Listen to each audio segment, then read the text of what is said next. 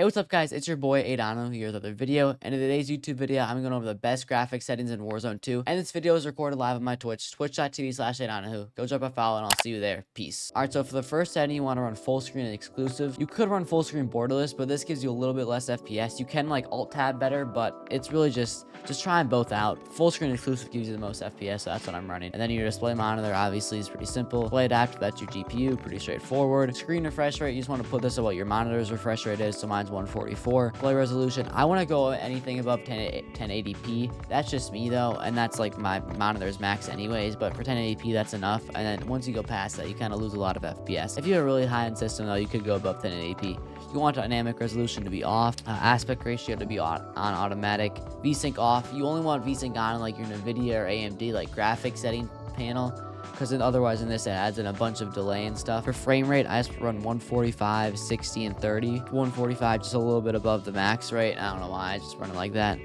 And then menu, just to like give your PC a little break. And then out of focus, you're out of focus, so it doesn't really matter. Eco mode, I have that off. I'll restart shaders optimization. You don't have to do anything with that. Shaders optimization, don't do anything with that. Display gamma, 2.2 if you're on a monitor, or 2.4 if you're on a TV. So it's just up to you. And then for my brightness, I just have it on the base, and I kind of edited my monitor settings a little bit. But I don't really like bright stuff. It kind of hurts my eyes, so I game for a while. That's just me. Just like tweak your brightness until you're at a good point. And then quality, you can just put this on custom. It doesn't really matter because you're going to change it anyways. Render resolution, I just keep that as 100. If you have a lower end PC though, you could go down to like 80 maybe. I would not go to below like 73, 72. That's just me though. And then I do fidelity cast. Fidelity cast, it makes your game look a little bit better, but you do lose a little bit of FPS, but I like it a lot more than all the other ones. That's why I run it. And then I run it at like 71 for strength, so it doesn't hurt your FPS too much, but it does make the game look a lot better. And then for your anti-aliasing, so for Zama 2DX, Zama has like this like dots around the objects kind of, and then Filmac doesn't. So Zama, you get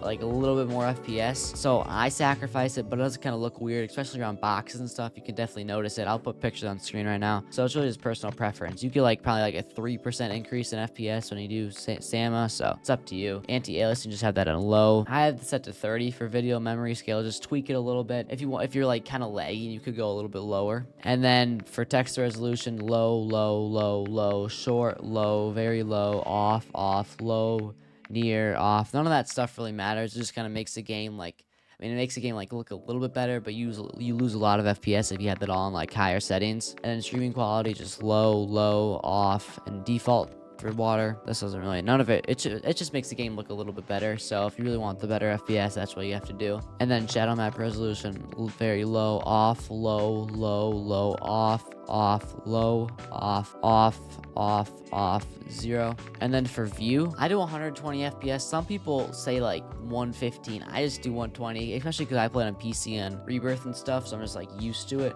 But if you came from console, you might want to lower it to like 115. But I would do like 110 to 120 would be the best range to be in. And then for ADS field of view, you want this to be unaffected.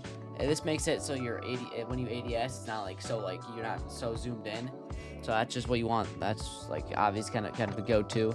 And then you want this to be on wide. I don't know why it wide and narrow. I feel like they should be flip-flop. They're kind of confusing to me, because on wide the weapon looks smaller and on narrow the weapon looks bigger. I don't really get it. Probably some mathematical term or some game knowledge term and whatnot. This third person field of view, I don't know if they had third person stuff anymore, so it doesn't really matter. And then for vehicle field of view, I set this on default. You could go like wide. I mean, I guess, I don't know, I like default more. It's just how it is for me normally. You want your camera movement to be on Lisa when you slide and stuff, your camera isn't shaking. And then third person ADS, game perspective, that doesn't really matter. Oh, game perspective, this is kind of like personal preference. If you want like when you default spectate in, if you want to be like from behind the head, or if you actually want to be in their POV, it just depends on what you like. I like game perspective. That's just me though. And then for my controller settings, I obviously play on controller. I'm not some loser that's going to complain on aim assist and just not use aim assist. Like, why not? And then menu prompts, doesn't matter. Edit button layout, I use right bumper to slide, but I slide with my back right paddle, because on Rebirth Island I used to not have a elite controller, so I would have to slide with my right bumper so that way I could slide easier and slide cancel stuff. But now I have an elite controller. I love this thing. It's awesome with the back paddle and stuff. I'll leave the link in the description to the one that I have if you want to go buy one. Then I can just slide with my back right paddle, and that's just how I slide.